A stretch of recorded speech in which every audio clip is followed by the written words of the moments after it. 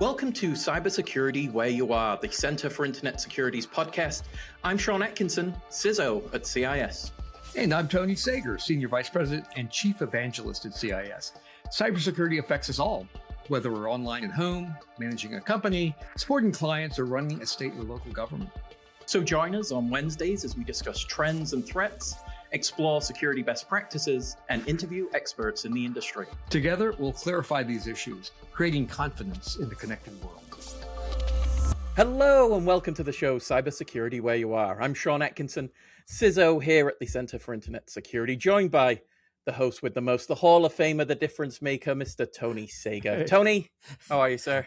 Great, Sean. Great to be back and great to be joined by somebody special. Absolutely. And Ed, joining us here for our prediction review, the president of the SANS Technical Institute, the founder of Counter Hack Challenges, the godfather himself, Mr. Ed Scotus. Ed, how are you, sir? Good to be here. Thank you. Thank you for the invite. I'm super happy to be here. Got some great stuff to go over other people's predictions. That's not my own. Not my own. Exactly. What a great gig, man. I'm telling you.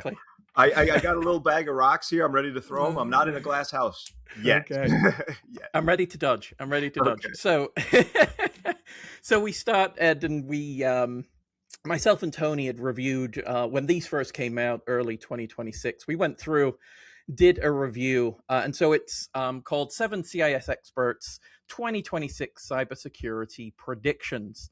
Now, I did at the time say it's 6 experts and Sean, but we'll digress and we'll jump in to the review. So, you know, as we were going through, and again, I took another quick look at these before the episode. I think, for me, so we'll start with mine. Mine are at the top for some reason, but AI, I mean, it was shooting fish in a barrel at this point, right? With respect to, if I put AI as a prediction, fantastic, you win. But in this space, and Ed, we've been doing some work in this space. Tony, we've had a lot of elements coming through with Mythos and Project Glasswing, ChatGPT 5.5 Cyber. There's a lot going on in this space. And I think when we start to address dominating the headlines, I think it's dominating the economy. It's dominating all of our security policy conversations. It's how are we going to start to approach this? And I think there's many different avenues we can go in this space. And one of the things thematically that we see, Don Freely mentions the same thing. I think he actually hit it really very nicely in terms of the shortening the time frame of publications of bulletins and really leaning into some of the differential engineering of patches to then look at exploitability. Very, very key. Lee Noriega says the same thing. And again, they put it in a lot of different ways here. But, it's AI. I mean, like I said, it's something that we see, we continue to discuss, and I think it continues to be one of these elements that I think we're beyond that this is, a neat technology, that this is strategically aligned to everybody's business plan now and moving forward. But Tony, want to get your thoughts? Yeah, I think, you couldn't go wrong, right? You got to, in fact, you had to say AI in every document or whatever. But, I think what I was not prepared for was this total discussion that you mentioned, right, about the economic implications and the battling it out by press releases by the major companies, right? Who's in the lead and who's got the most mysterious or most dangerous, and all the social discussion about the meaning of this to people. Our focus is on work, right? The work of defense and the work and I think both you and I were optimistic in that, in this sort of like better for the good guys or the bad guys. A point we've made before is that bad guys are more naturally capitalistic, right? If it works and gives them an advantage, they're quicker to jump on it, and they're less encumbered by things like cranky users and CISOs that won't give them the policy permission to experiment and all that kind of stuff. So, they're going for it. And so you see some rapid returns, but, in the midterm, it just feels like there's so much opportunity to improve defense. This volume of stuff, the grunt work, the details, the gazillions of data points that poor human beings are trying to bring together, correlate, convert from one form to another. It's just overwhelmed offenders for my entire career. And there's so much opportunity, I think, for better. So I think that really matters. But one of the things also to just mention here, right, is one thing you want to avoid some traps, right? There's a trap I call paving the cow paths, right? Maybe we could dump certain kinds of information out there in a tenth the time it used to be, and so forth.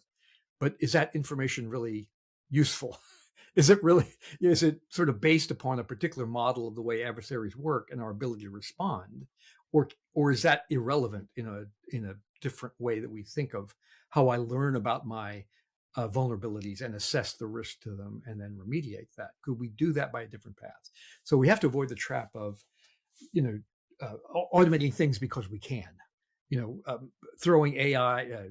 I call it painting a little, put a little AI lipstick on that pig.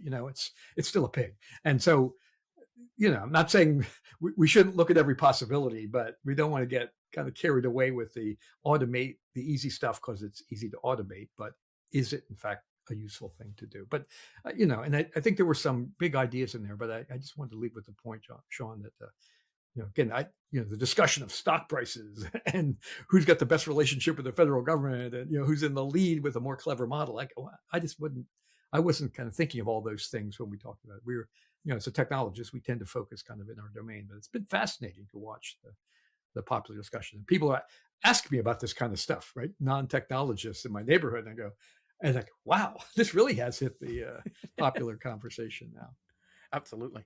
Ed, I know you've been doing some phenomenal things in the space. The SANS course, that's both developed and future development in the space, the application, the offensive elements. And we saw one element, I'm just going to reference it very quickly, is Marcus Sachs had mentioned offensive, autonomous, and agentic AI will start to emerge as mainstream. I think you've lent into that hugely with new capability and things you're assessing too. Yeah. So first off, let me just point out how novel it is that you have a prediction show, and then 6 months later you actually followed up with saying, "Hey, how did our predictions work out?" I don't think I've ever heard of that in this industry, let alone other industries, right? So this is a very unique thing, and my hat is literally off to you for doing this. And thankfully, you're not holding me to account yet because I'm not on the list. But with respect to your specific question, I think Marcus nailed it right there. Offensive, autonomous, and agentic AI will emerge as a mainstream threat. We are seeing that attackers are using it. And then there are some other parts, like what you said, Sean, and Randy Rose's predictions about supply chain attack, where I think the AI stuff in the first 6 months of this year has really taken off, is finding vulnerabilities in source code at mass scale. We've seen that. And you kind of tease that out, and others do a little bit. But then the mass use of AI in these supply chain attacks, creating whole packages or hacking in and manipulating packages and such. So AI has been used a lot for that. So I think those predictions and that directionality that you and Randy Rose pointed out are spot on. And if I may make a prediction here, I think that's about to transition very quickly. The vulnerability discovery in source code is about to transition to vulnerability discovery in compiled code, bytecode. My team is doing a lot of experimentation with that, specifically Torkel Opsol from my team. I think, Sean, you've met Torkel, brilliant guy. And he is working on a framework that is looking very promising along those fronts. So that's a little mini prediction. The stuff that you're seeing with source code now, give it 3 or at the very most 6 months, and you're going to start seeing that in compiled code, finding vulnerabilities and creating exploits for it autonomously, which is, again, back toward what Marcus Sachs was talking about. Yeah, and one of the things there is the capabilities that we're starting to see in this space, the agentic AI penetration test and the application in these different areas.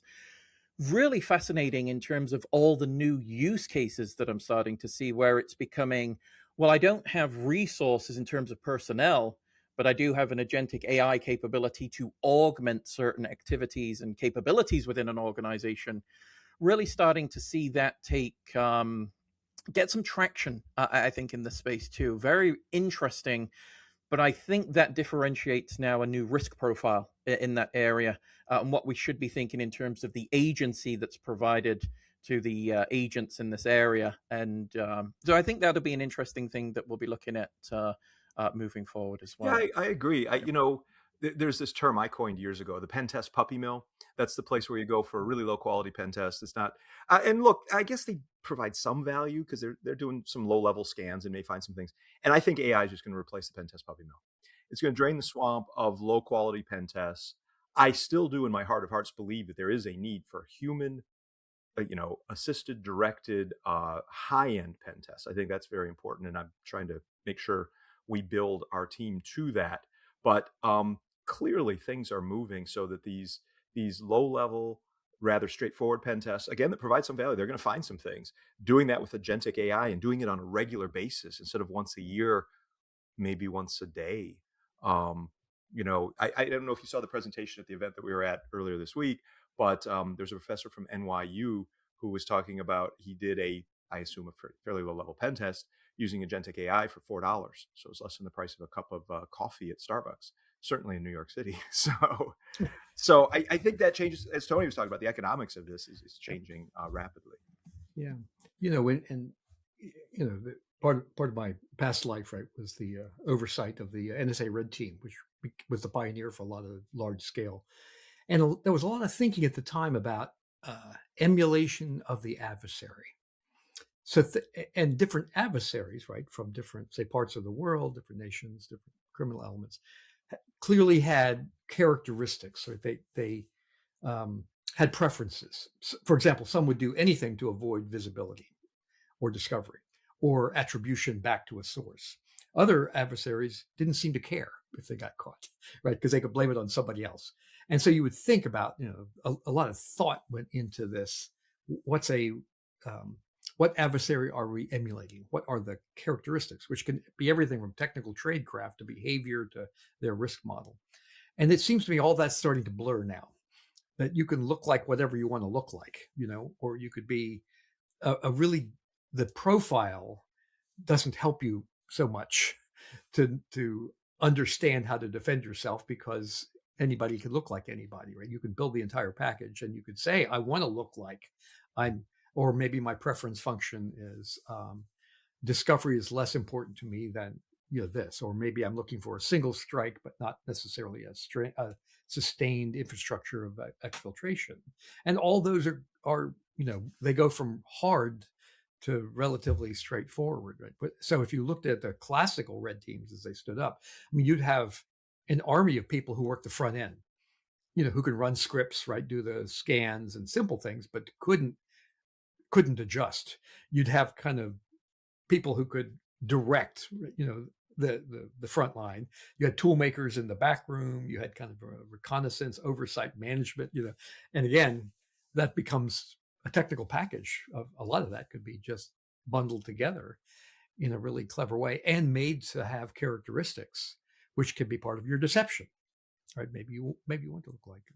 Yeah, I mean, it used to be hard and required a lot of expertise to pose as different APTs, advanced persistent threats. And we would study them. We'd have a customer say, do a red team against us, and we want you to pretend to be, APT number XYZ. And we have to research that and figure it out. But now, with AI, you can just tell it to pose as that. It kind of it's studied the playbook of that given APT and all the write-ups of it, and it can do that. Also, it occurs to me, Tony, as you were just describing that. So here's another prediction. By the way, we have to schedule a episode 6 months from now. So we can go after Ed's predictions. Exactly. Sorry, Ed, you're trapped now. A single adversary. I'm bring it. A single adversary dynamically shifting their APT profile in the middle of a campaign or throughout a campaign. Yes. So today they look like this North Korean actor. Tomorrow they look like this Russian actor. This afternoon they look, like some Chinese actor, and it's all the same actor. So, how many times were you looking at these kind of issues, Ed? We think it's so and so because we found a fragment of a text string. Yes. That looks like this, or that came from a library. I mean, now you can just leave a few breadcrumbs in there. Oh, totally. You can build the package around that. Very helpful. Sorry. Sorry. But I mean, Yeah, that's like, oh my challenge. gosh, now we have another way to pin down the defense, right? A way to sort of get them to waste resources in analysis at essentially no cost. Attrition becomes so much harder. I remember years ago I was working on a case, and it was, if you just look at where the packets were going to and from, it was Russia. And Yeah. but there were these words, the account names and some of the language they were using and chatting back and forth with each other. I didn't know what they were, so I called some friends and they hooked me up with a linguistics expert in the Army. Hmm. And I said, hey, Okay. I'm not going to tell you what I'm up to, but I'm just going to read some words to you. And you tell me where they're from. And I'm going through these words, and she said very quickly, oh, that's Farsi. That's easy. That's Yeah. Farsi. So, and yeah, I think they were just pivoting through Russia. But those things are going to become harder and harder now with AI. So attrition Hmm. becomes very difficult indeed, and this dynamic shifting of APT profiles in the middle of a campaign. Yeah, what a world! What a world we live in. What a Oh world. my goodness. Interesting. We're going to take a quick break. We'll be right back with more predictions and our thoughts. We'll be right back. Tony, cloud security is like setting up a new home security system. You know you have responsibilities like setting up alarms and locking certain doors. But unlike a home security system, cloud security doesn't come with a manual. No, you don't have a definitive guide to what you need to harden in your cloud environments or how. There's got to be a better way. Thankfully, there is CIS hardened images. These virtual machine images come pre-hardened to the CIS benchmarks, providing built-in cloud security and compliance without any guesswork. CIS hardened images are also available for just cents per compute hour, saving you time and money managing your cloud security posture. And all while using major cloud service platforms like AWS, Azure, GCP, and OCI. Cost-effective cloud configurations, CIS hardened images are ready to go when you are. Spin one up today by visiting cisecurity.org. Okay, so we're back. So Ed, we'll move now through, and Tony, I got a couple other elements here. One was an SLTT focus, but I think Karen Saradi had really focused very neatly on some of the elements that we would see with state, local, tribal, and territorial issues that we're starting to see as both targets, underfunded, and continue to try to build capability when the resources may not be as available as they once were. And this is an issue of both preparation, training, a new dynamic, as we just talked about, threat landscape that's continuing to evolve daily.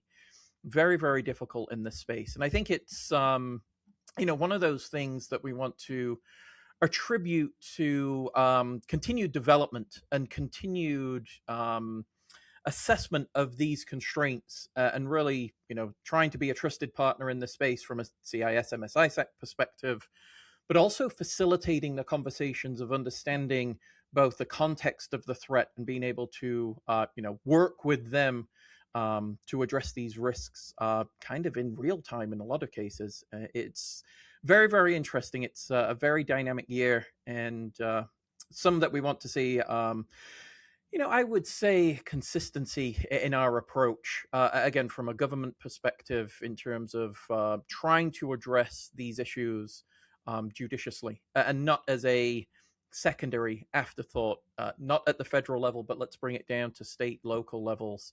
I think very, very important. But we continue to see challenges in that space. Yeah, just offer, Sean, that, underfunded state, local, and below governments, right, who couldn't afford to defend themselves in a traditional way, aren't much better off, in an AI empowered world. And so we need to, at a infrastructure, right, at a national level, need to think about this problem. Right? And we actually, again, we have the opportunity for scaling that we couldn't have dreamed of in the past to help folks understand it. But it's not going to be by teaching every county to have 3 AI people on staff who are clever enough to do all the management, right? They can barely run the IT. I mean, they're just so under-resourced here. But I think thinking of this as a strategic imperative, that this is the majority of our economy, is small. And a lot of that is about essential services from state, local, and below governments. And so how do we, who work in sort of larger scale, have access to more resources, think of defense differently, right? So that's a case where you're speeding up, this is a cow pass thing, right?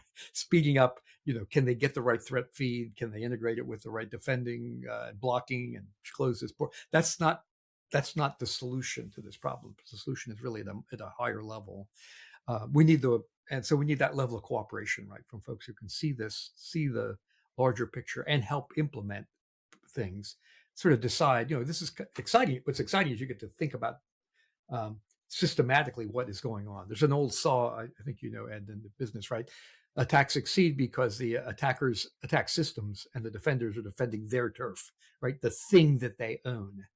And wouldn't it be great to be able to turn that on its head, right? That we're designing defenses that are meant to be part of a system, that we're all codependent, and we have to be able to say, but I have the ability to learn from every corner of this and bring it together in a way that allows me then to say, whatever's going on, I've got visibility, right? That become all these underfunded folks become part of a visibility network that allows you then to say, I'm seeing things and I can deal with them at scale, and not ask everyone, not just send email to every sysadmin in county government across the country and hope for the best, but how can I empower defenses at much greater scale? And it's interesting, the timing that when this is happening, right? There's the funding cuts and impacting folks at the same time as the rise of AI.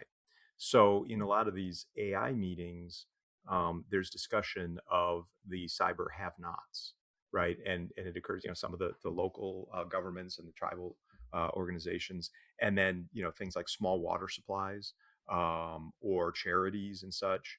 What do they do if you're a big rich company? Well, you've got optionality. You can invest. You could, there's talk about, hey, to deal with these new major frontier models, or you're gonna have to spend more on something like vulnops, and you're gonna have to invest here. And now's the time to go to your board and ask for more money. Yeah. But if you're a cyber have-not, or somebody who's been impacted by the funding changes over the last, say, 18 months or so, that's just a really hard thing, and it's all happening at the same time. It's right. Really pretty stunning. No, and again, looking at the social context that Sean mentioned, right?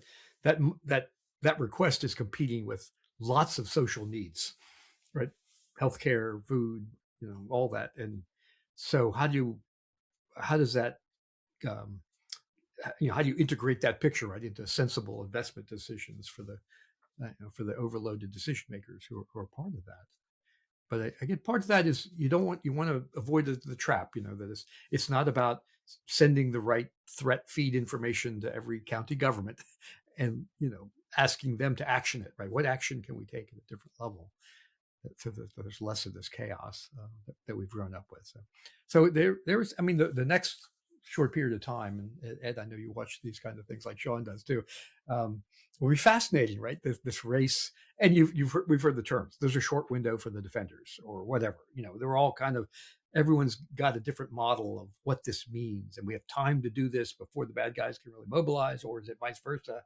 And I don't have a good prediction. I'm not I'm not going to do what Ed did and put my neck on the line for 6 months from now. But we're all watching this kind of this sort of play out and seeing where is the advantage. What's really clear, I guess it's fair, is that we as defenders need to get to work, right? This is important stuff and really worth our time and attention and our best thinking. Agreed. Completely agree. So one of the things we see, so myself and Don very closely aligned in terms of our overall predictions, but one thing he mentions is zero trust. And I think there's a life cycle to buzzwords in cybersecurity. If there was a timeline, we're in the AI buzzword age now. Before that was zero trust. Before that, identity access management, et cetera, et cetera. But zero trust still very important in terms of the underlying principles of what we're seeing from the threats in the environment. A zero trust architecture makes a lot of sense for organizations that have an ability to not only implement, but continuously monitor. There is an underlying operational overhead. Could that be offset by AI? Again, I think everything can be offset by AI eventually, but they're very important. But both Don and Lee mentioned that in their assessment. And really want to lean into something that Lee said as, zero trust becoming this compliance mandate. We're starting to see that come from CISA and others looking at zero trust as an enablement from a a federal perspective, that the integration of this type of mindset, I don't think it's a technology. I really do think zero trust is a mindset. It's very, very important, and something that we're really all working towards.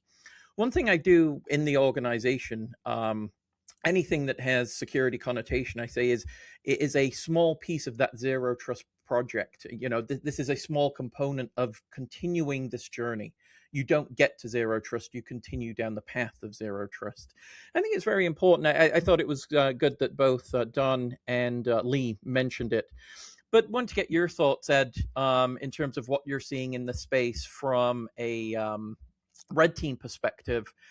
Do we see effective implementation of zero trust, or it's not filling some of the gaps that are some of the usual elements of infiltration that you see?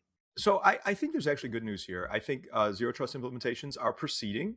That is fantastic. I think Lee nailed it on the compliance mandate piece, because I'm seeing that even in the commercial sector. So he mentions it specifically in government sector. So it's happening, and as attackers always do, they move.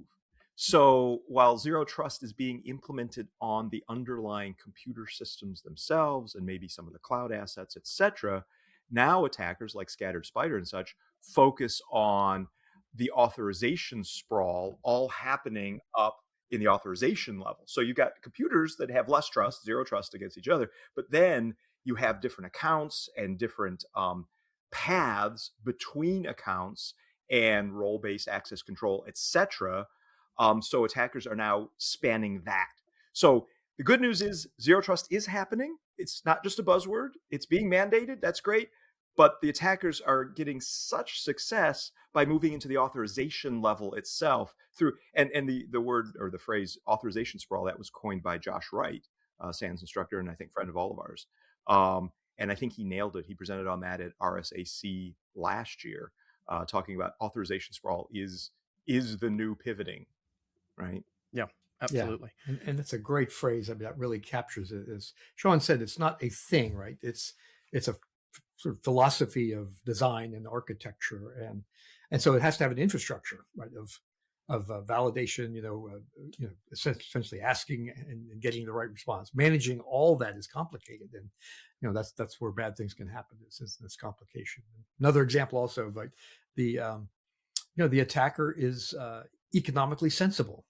Go where the weakness is, and so you've protected this. Then I will look at what allows me to get to that. Oh, it's this higher layer. Okay, and that's. But that again, and this idea we won't ever get there. What's happening? The risk is changing, right? The risk is moving to elsewhere, and so Sean talked about having a plan for, and you watch that kind of thing, Sean. All I know about CISOs is what I've learned from talking to Sean over the years, and thank heaven I never had that job, because I mean my enterprise would have come crashing down in a heap pretty quick. But knowing that says, as I fix one thing, I've got to move sensibly to the next thing, right? To the, defense is not an event; it's a whole program of activity, and so designing it to be aware of the risks, where they're going, and what my next step is. I remember when I first started my career, I was working at Bell Communications Research, Bellcore.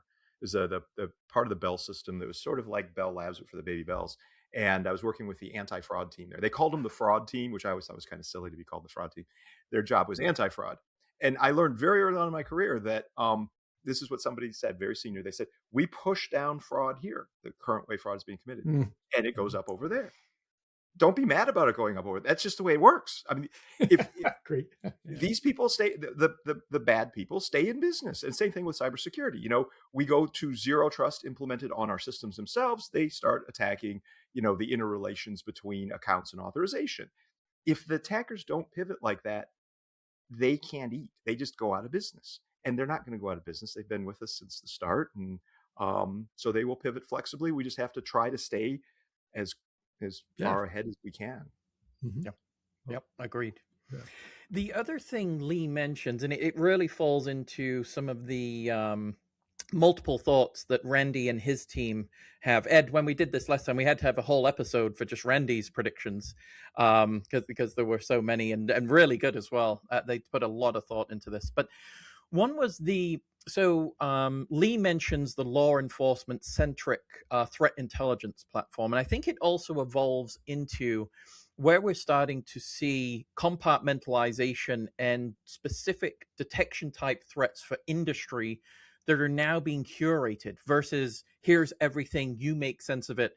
There's now a curated program of threat intelligence ingestion that I think helps. The way I've framed it before is you don't take the MITRE attack framework and do everything, right? You try to, look at the advanced persistent threats and some of the threat profiles. What's the most likely thing, and let's start protecting against that versus trying to do the entire framework.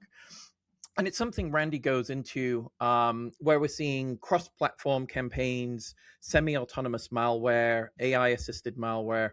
All of these elements are now part of that threat intelligence that we're trying to ingest to see what are the attackers doing, what protections do we have those protections been tested, and how effective are they?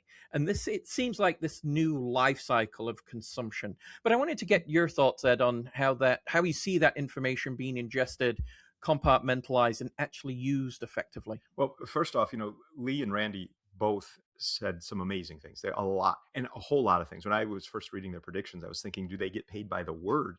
It's incredible, but it's not just a bunch of words, though. It's more than that. I mean, they're organized and they're thoughtful and such. But yeah, I think this rise of domain-specific and industry-specific intelligence is certainly a good thing. Law enforcement helping to influence that. We do see attackers very much focusing on certain industries. Like right now, the big thing is to go after education. There was the issue with Canvas, so higher education and middle education, I suppose, Canvas, and those campaigns are continuing right now. So learning things about that, and it could influence people outside of the higher ed, but certainly within the higher education area, you need to learn what these attackers are doing right now because they're hitting us all up. And I could say that, from the Sands College too, that is something we keep an eye on very carefully. And other industries, financial services, et cetera, need to stay abreast of what's happening in their industry at that time. So Lee's prediction there was, I think, spot on. Yeah, agreed. Tony, we look then at Marcus as well, the operational technology critical infrastructure. Obviously, we've, a lot of attention in this space, a lot of need for protective capability. And he's looking at higher impact cyber incidents, geopolitical conflict, which, we're seeing currently. And then looking at some mandatory federal standards for water, comms, agriculture, transport.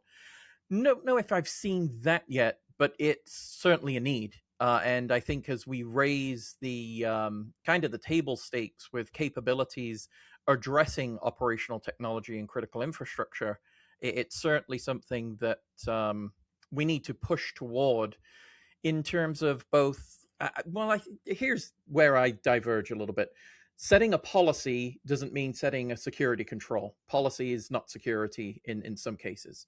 What we need to see is kind of table stakes in the space of being able to provide capability for the organizations to transition from currently, I'd say, weaker security postures in some cases, not all cases, to a higher level of capability that and they need assistance. I mean, it's, I align with the state, local, tribal, and territorial approach is there are specific needs in these industries. And I think we've all got to listen and look at the requirements for operational technology as an opportunity at this point, because our techers are certainly looking at it as an opportunity. Yeah, just a couple of quick reflections. Yeah, Marcus' stuff was very thoughtful, I think, and he's lived in that area.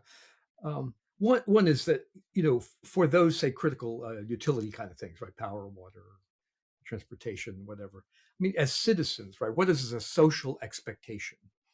We expect, we don't know, we can't really define it. We expect a certain level of safety, a certain level of quality, right? In our food, in our water, and so forth.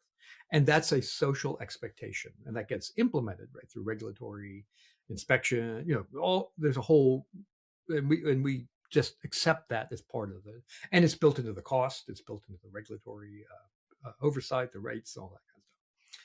And then this IT stuff, the cyber stuff, it's it's seen different, or it traditionally has been seen differently as something we're adding on. And yet it feels like in terms of IT technology, there ought to be some notion of social expectation. There's some level of quality, of safety, of security and reliability in those services. Now, we can argue endlessly about how mandatory, how high, how low, but it feels like that's kind of where we need to go, right? That is, it's built in. Rates reflect that. Social cost is part of what we pay in order to get what we socially expect out of it.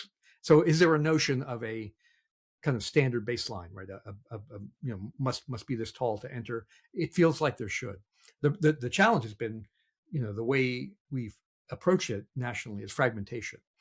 I mean, I asked the National Academy of Sciences group I was on one time, would somebody please collect all the different federal agency top 10 lists, top fives, top tens, top whatever recommendation, because I'm going to guess if we actually looked at them at the same level of abstraction, they're probably 80-90% the same, but they're all published differently in different languages, in different formats, in different places. So that's crazy. That's absolutely, we have folks like NIST whose job it is to bring that together and make it less fragmented. So that's one issue.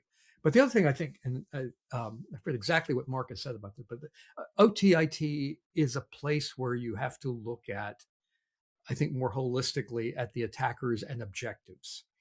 So we're always fighting on multiple levels. If we think of this as a giant fight, a technology fight, but also maybe a national security, economic fight, right? And so if you were coupling national objectives with the technology attacks, and if your goal, for example, is to create chaos or lower the confidence of U.S. citizens in the safety of their food supply or things like that, you don't have to succeed in the same way as you might think technically. What you're trying to manipulate is confidence, is public perception. And so you have to be aware of these higher order objectives, right? And how they are coupled to the technical things that we're used to fighting. We're always fighting on multiple levels, especially in this sort of nation state kind of things. And so we have to be conscious of that, because, we might think we succeeded technically, we stopped them. But if the citizens don't believe in their elections, for example, or don't believe that their water supply is safe, we have a national crisis on our hands. And so those are different objectives, and the specifics of the technical thing, right, and the way we assess them might be seen differently by the technologist versus the public policy person. So that's an area that I think really is for something. And again, Marcus has worked the entire spectrum of the activity in IT and OT, so no one's better than him to think about. The other is, remember a few years ago, and Ed, I'm sure you noticed, right, this idea of critical sectors, these nice, neat verticals, right? That was kind of thinking of quite some years ago, and it's still relevant, but it's not complete, right? There is no, and DHS started to think more holistically. I forget what they called them now. Do you remember security functions or something? Critical functions, right? Any critical function of our economy is going to cut across multiple sectors. The transportation safety coupled with the fuel to cause it to run, to cause it, anything worth caring about, you need to look, maybe say horizontally if you were looking vertically before. And therefore you cannot say, well, some of these sectors are pretty good and some not so good and some I don't know. Then you have no way to assess the risk. You have no way to understand what's going on. Right? And again, that speaks to some system-wide structural thinking about risk. And that's what DHS was trying to accomplish. And I think it was, that was in the right direction to think about that, which then speaks to say, okay, then I should be thinking about these holistically.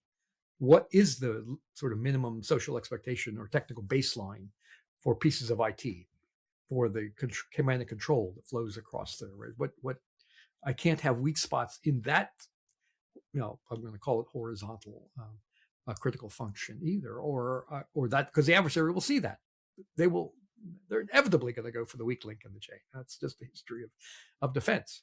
And so I think that's something that's been a struggle for us nationally to kind of get that together, because, by nature, we tend to be fragmented, right? Different regulatory agencies have different, and they're aligned with these critical sectors of the economy. And again, I'm not saying those are less relevant. I'm saying they're incomplete, and therefore we need to think about that. And you see that crystal clear in the IT/OT world. I think that's just where it always has jumped up to me.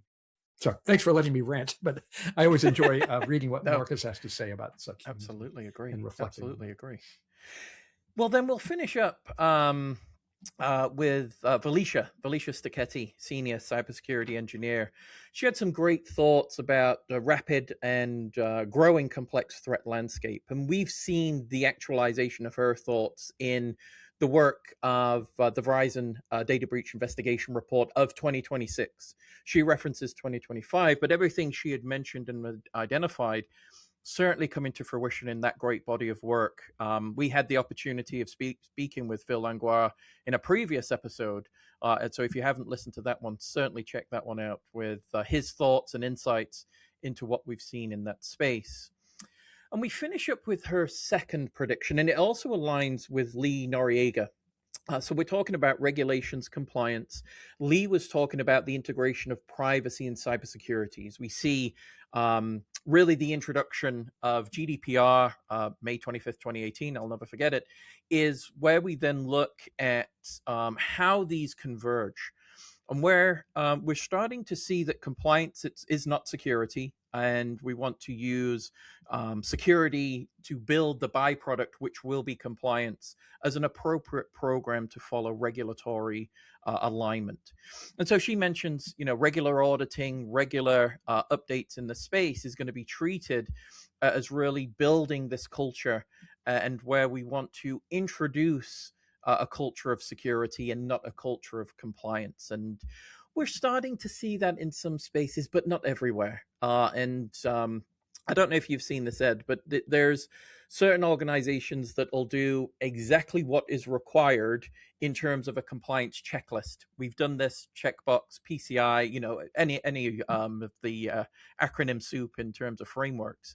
And I think maybe we're approaching it, and hopefully this is an AI enablement where you'll ask a question of, well, what do I need to do to be compliant? Well, these are the things, but here's the security underlying pinning and things of this nature to help encourage skill development in this space. And that's where I want to use AI, is really that multiplier in skill and training and understanding of what's read between the lines of a compliance standard to an actual security capability.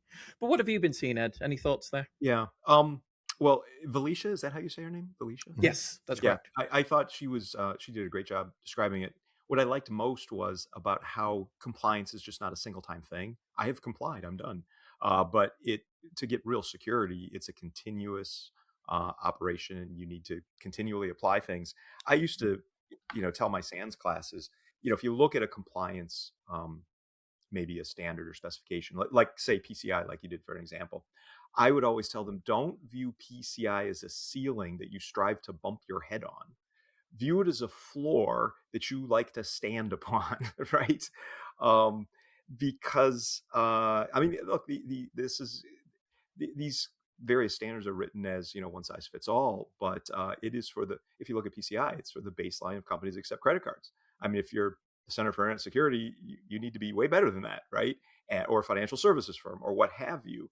And I think what Felicia has teased out there is that, I always love to use compliance to help drive security, but on a continuous perspective. We got to comply with this. If you're going to invest in it, you might as well even do better than it can require, because you can with little incremental extra cost. And you've tried to find those wins for the organization. Big time. Now, it'd be remiss because of all the acronym soup if I didn't mention fog of more. So again, another $5 to Tony for me using that. But Tony, this is aligned to really those thoughts as well. Yeah, having grown up on the flip side of that, I've never had a real job like you, Sean, but people would show up. Hey, could the NSA red team do a penetration test of us? Because it's a requirement for compliance, right? And you guys are free. Otherwise, I have to go get a contractor to come do it. And it was, it was well intended, but really always for the wrong reasons, right? The point was to get through. It wasn't the floor that Ed was aiming for. It was the ceiling. I just got to get through this thing. And there's a lot of good intentions in those frameworks too, but they're also not written to support the kind of continuous thinking that I'd mentioned. And remember the continuous diagnostics and mitigation program out of DHS, right? It was kind of in that spirit. That is, it was more important to have continuous visibility into the state of configuration of assets than it was any one snapshot. So that, and I was a strong supporter, that is, auditors should be trained to look for, it's not what it says on this given moment, is the machinery in place and active to make that determination is the more important question, right? And but it's also not necessarily easy to test for, right? What is that meaning? And so I think that so that that fog of war thing, that's what I was observing at the time, Sean, and there were just too many of them. And we did a survey at one point, I think, with our friends at Tenable, and okay, enterprise, how many security frameworks do you either have to pay attention to or choose to? And the answer was almost never one. It was either 0 or 2 or more, right? So I said, well, if it's 0, you have a framework.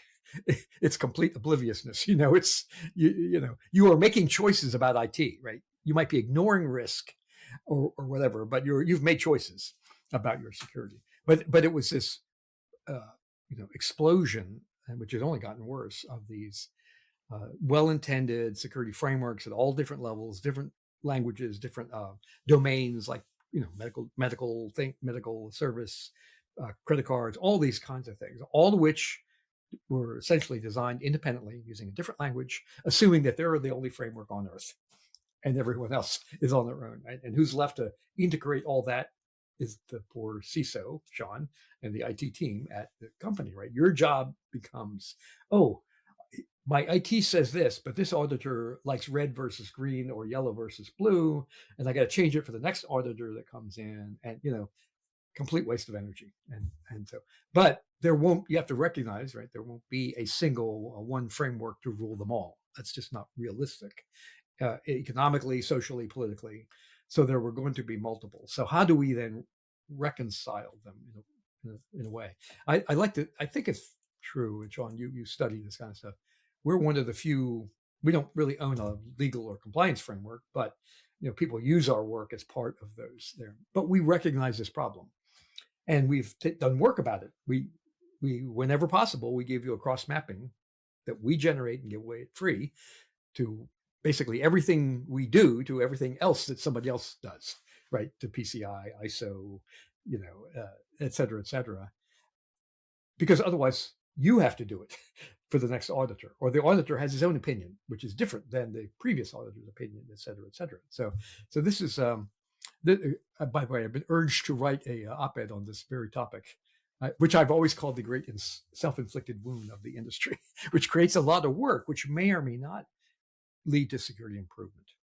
And it's not to make fun of, of all these things. They all have good intentions. There's legal reasons why, but if we don't design them well, if you look at the proliferation of them, it's clear no one designed this mess, right? No sensible person could possibly design this. Okay, one more story, if we have a minute. There was a DoD like glossy magazine, with all kinds of, and around communications and so forth, the DISA produced. And there was a chart in there at one point, and a couple of contractors had taken like every possible IT and cyber DoD policy and put it together on a giant chart. And it was like, here, and this, I mean, it's a wondrous work of art. It would have filled a wall if you actually printed it full size. And you could only have 2 reactions to that chart. My God, what a wonderful job that those people put all that together into one place. We can kind of see it. The other reaction, which is the one I had, is, what a god awful mess of spaghetti. No human designed this insanity. And there's no in between. You have to pick one side or the other of that one. But and what it creates though is lots of work, confusion, rework, re-representation of the same work over and over again. So this world of complexity are things that we have done to ourselves. And again, we need oversight, right? We need to be able to pull from technology confidence by policymakers, by decision makers, by business executives. We need things like this, but we don't need this kind of crazy chaos of the fog of these things that don't really interact with each other. So this is my rant. This was my prediction 10 years ago. That, by the way, at one point I predicted I could solve this problem in a few years. I'll never say that again because clearly guys like you would track me down to get me to talk about what a miserable failure I was as a predictor. So, but anyway, yes, I agree with you. Felicia characterized really a complicated world very nicely. Exactly. Wonderful. Well, Tony, Ed, that brings us to the end of the episode reviewing the predictions. Thank you so much to you both. And thank you to our audience. Remember to subscribe in all the usual ways with your preferred podcast provider. Catch us on YouTube at the CI Security. Got a question, comment, concern, drop us a line at podcast@cisecurity.org. And with that, we'll talk to you soon. Thank you for listening to the podcast today. The thoughts and opinions expressed by our podcast guests are solely theirs and do not necessarily reflect those of CIS. Tune in on Wednesdays for a new episode. And in the meantime, visit our website at cisecurity.org. Together, we'll continue our efforts of creating confidence in the connected world.